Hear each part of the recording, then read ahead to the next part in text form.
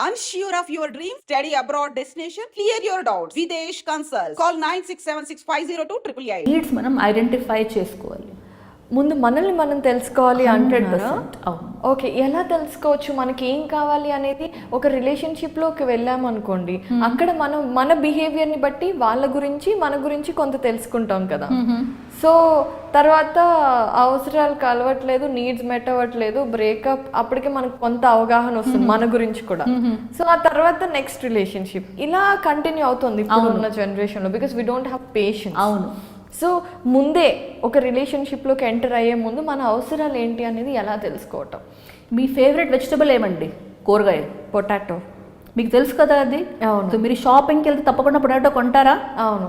రిలేషన్షిప్లో మీకు ఏమి నచ్చుతుంది, మీకు ఎలాంటి పర్సనాలిటీ కావాలి, మీకు ఎలాంటి నీడ్స్ అంటే చేతులు పట్టుకుని కూర్చోవాలి, ఎక్కువ టైం స్పెండ్ చేయాలి, లేకపోతే బయట షాపింగ్కి వెళ్ళాలి, గోల్ఫింగ్కి వెళ్ళాలి, లేకపోతే మీకు వేరే హాబీస్ ఉండొచ్చు, కలిసి అన్ని చేయాలి.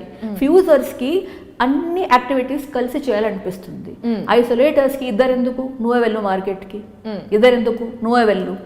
సో వాళ్ళు ఏమంటే ఇద్దరు చాలా క్రిటికల్ కేస్ అంటే అప్పుడు ఇద్దరు చేయొచ్చు, లేకపోతే నువ్వు చేసుకోవచ్చు, నేను వెళ్ళొస్తానులే. మీరు అనుకుంటారు మార్కెట్కి వెళ్తున్నా, నేనే వెళ్తే బాగుంటుంది కదా, కార్లో మనం ఇద్దరు వెళ్ళి రావచ్చు, వీకెండ్ మాట్లాడుకోవచ్చు అని. వాళ్ళు అనవసరం లేదు కదా, రోజు ఇంట్లోనే ఉంటున్నాం కదా, ఏం మాట్లాడతావు కార్లో, నేనే వెళ్ళి వస్తాను, టైం వేస్ట్ అవుతుంది ఇంకా నువ్వు వస్తే. వాళ్ళు అట్లా ఉంటారు ఐసోలేటర్స్. ఫ్యూజర్స్కి అది అర్థం కాదు.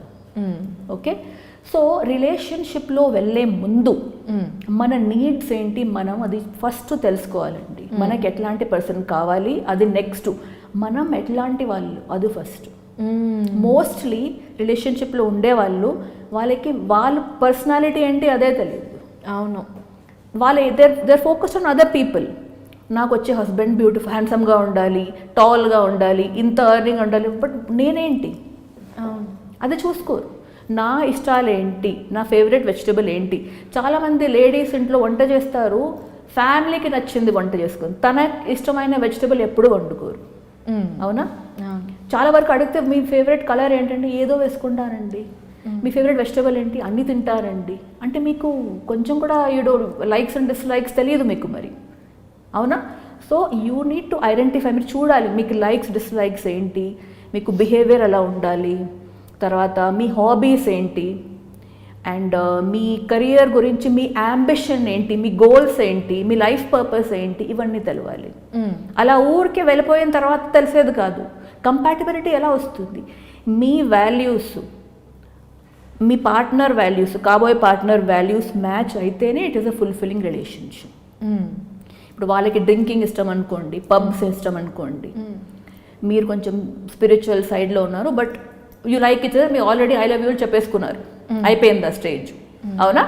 ఇప్పుడు మీరు చూస్తున్నారు ఈ హ్యాబిట్ ఏదైతే ముందు ఓకేగా ఉండేదో ఇప్పుడు మీరు అది తట్టుకోలేకపోతుంది, నచ్చట్లేదు, you cannot stand it.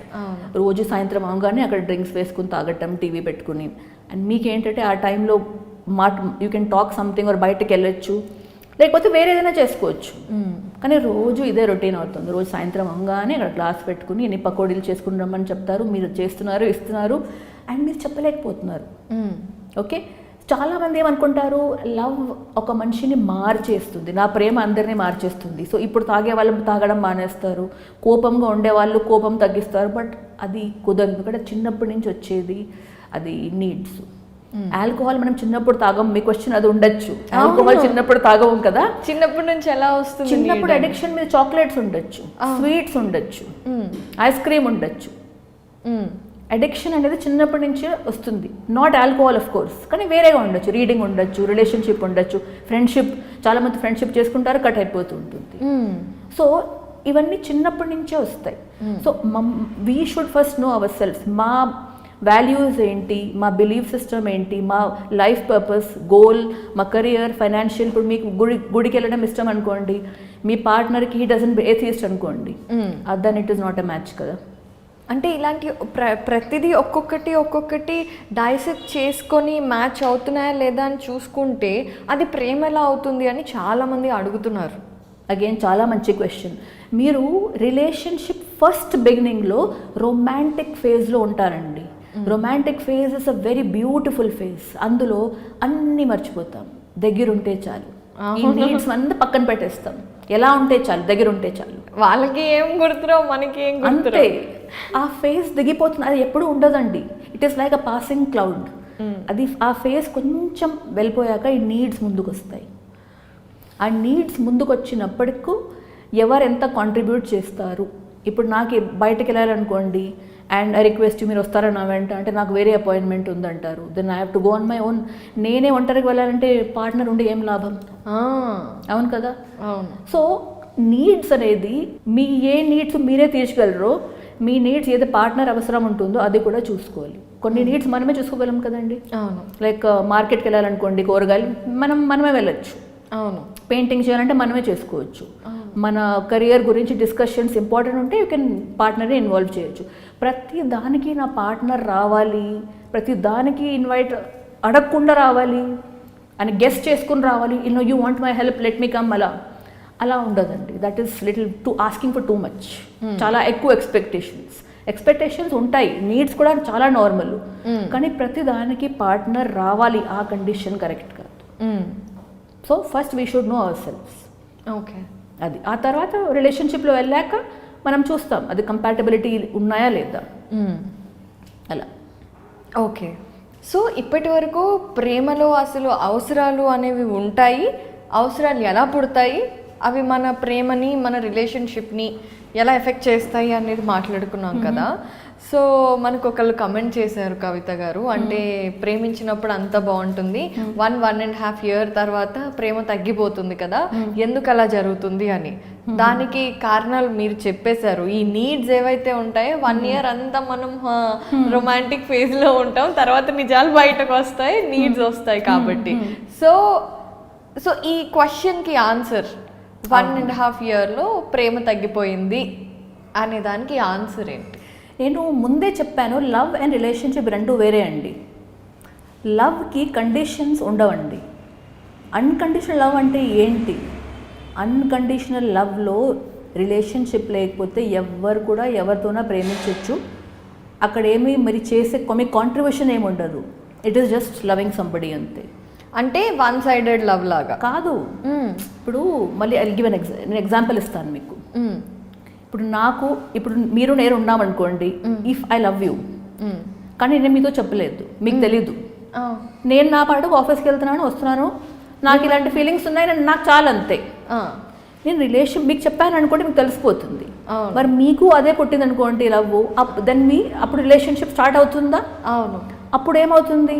First చాలా రొమాంటిక్గా ఉంటుంది. Roses, wine, chocolates, movies, films, parks అన్ని బాగుంటుంది. ఆ తర్వాత కొంచెం టైప్ అయ్యాక అది కొంచెం తగ్గుతుంది రొమాంటిక్ ఫేజ్. అప్పుడు అన్నీ కనిపిస్తాయి. ఇలా కూర్చుంటున్నారు, అలా స్మైల్ చేస్తున్నారు, కొంచెం ఇరిటేటింగ్ హ్యాబిట్స్ కనిపిస్తాయి మీకు, కొన్ని మీకు నచ్చనివి కనిపిస్తాయి. మీరు అనుకుంటారు ఇవన్నీ ముందు ఎందుకు తెలియలేదు, బికాస్ ఆ రొమాంటిక్ ఫేజ్లో ఇవన్నీ కనిపించదు. You are lost in your world. Illusion, it is very illusionary. So ఇందులో ఏమవుతుందంటే నీడ్స్ ముందుకు వస్తాయి. నీడ్స్, అవసరాలు. హస్బెండ్కి ఈ కూర ఇట్లా ఉండాలి, నూనె ఇంతే ఉండాలి, ఓకే, ఇన్ని కరివేపాకులు వేయాలి, ఇలా ఈ డిష్లో సర్వ్ చేయాలి, ఇలా నించుని వడ్డించాలి. ఇవన్నీ చిన్నప్పటి నుంచి హ్యాబిట్ అనుకోండి. మదర్ అట్లా చేశారనుకోండి, నాకేం కావాలో అదే వంట చేసే వాళ్ళ ఇంట్లో అట్లీస్ట్ ఒక్క ఐటమ్ని నా ఇష్టమైంది టేబుల్లో డెఫినెట్లీ ఉండేది. కానీ ఇప్పుడు మీ వైఫ్ వర్కింగ్ అనుకోండి, లేకపోతే టైం లేదనుకోండి, ప్రతిరోజు మీ ఇష్టమైన వెజిటబుల్ వండి పెట్టడం, అక్కడ ఒక అన్మెట్ నీడ్ తయారైపోతుంది. ఎందుకంటే మీకు అది ఆల్రెడీ అభ్యాసం ఉంది, మీకు అది హ్యాబిట్ ఉంది. సో ఒకటి వచ్చింది అన్మెట్ నీడ్. సెకండ్, పడుకునే ముందు జ్యూసో పాలో ఏదో మీ పేరెంట్స్, మీ మదర్ వచ్చి టేబుల్లో పెట్టి వెళ్ళిపోయేది, తాగు నాన్న, తాగేసి పడుకోండి, అవునా? మీరు ఎదురు చూస్తుంటారు, మజ్జిగ లేకపోతే ఏదో నైట్లో వైఫ్ వచ్చి పెడతారండి. 2 రోజులు పెట్టారనుకో, 3 రోజులు మర్చిపోయారు అనుకోండి, అహో ఇట్లా అయిందా అంటే నేనంటే వాల్యూ లేదనుకుంటా, వేరే పనిలో ఎక్కువ ఇంట్రెస్ట్ చూపిస్తున్నారు, నా వాల్యూ లేదని వాళ్ళ వాల్యూ పెంచిస్తారు. అంటే ఏంటి? They become isolators. ఇంకా కొంచెం ఫ్రిక్షన్, అంటే కొంచెం కోల్డ్గా ఉంటుంది. 4వ మనసులో పెట్టుకుని వాళ్ళు బయటకి ఎక్స్ప్రెస్ చేయరు, కానీ మనసులో పెట్టుకుంటారు. అది గుర్తుంటుంది వాళ్ళకు. 4th డే తెచ్చి పెట్టారనుకోండి, కానీ 3వ రోజు పెట్టలేదు కదా, అది ఆల్రెడీ తయారైందా, దాని నుంచి మనం బయటకు వచ్చేయాలి. మనం పాస్ట్లో ఉండలేము. సరే థర్డ్ డే పెట్టలేదు, ఫోర్త్ డే పెట్టారు కదా, మళ్ళీ ఫోర్త్ డే నుంచి బిగినింగ్ చేయాలి. మీరు థర్డ్ డే గురించి ఆలోచన చేస్తూ ఉంటే, అందులో లూప్లో వెళ్తూ ఉంటే, దాన్ని ఇంగ్లీష్లో వి కాల్ ఇట్ రూమినేషన్. ఓకే, దీని గురించే ఆలోచన చేయడం, ఇలా చేసింది కదా, ఇలా చేసింది కదా అని. అది ఎప్పటికీ మీరు దాని నుంచి బయటకు రాలేరు.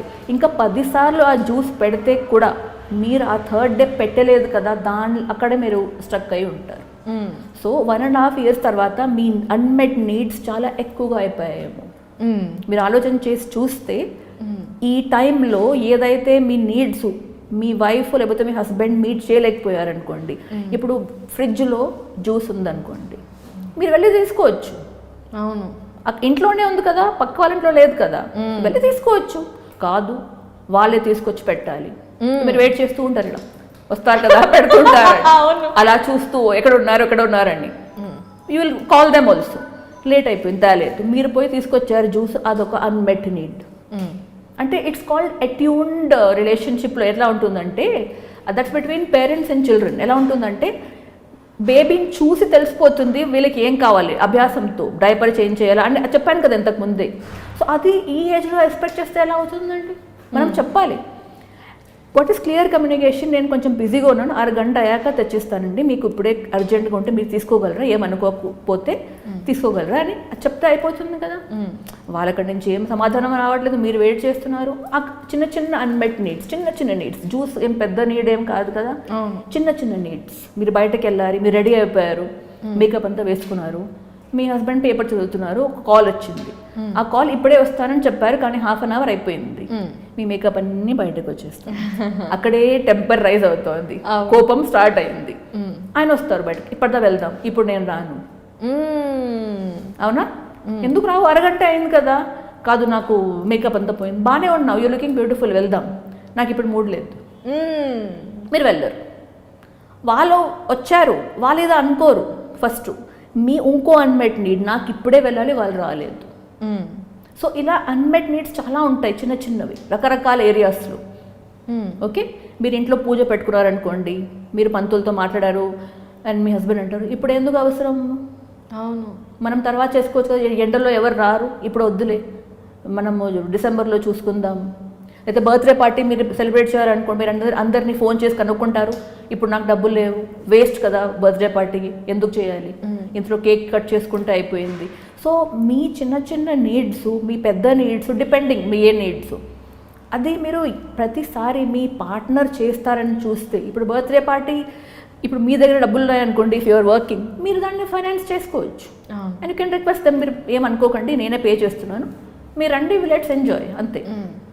సో ఆ నీడ్స్ ఏదైతే ఇలా జమ అవుతూ ఉంటాయి కదా, దానివల్ల లవ్ వెళ్ళిపోయింది అని అనుకుంటాం, కానీ లవ్ వెళ్ళదండి, లవ్ ఉంటుంది. అందుకే కదా రిలేషన్షిప్లో ఉన్నాము.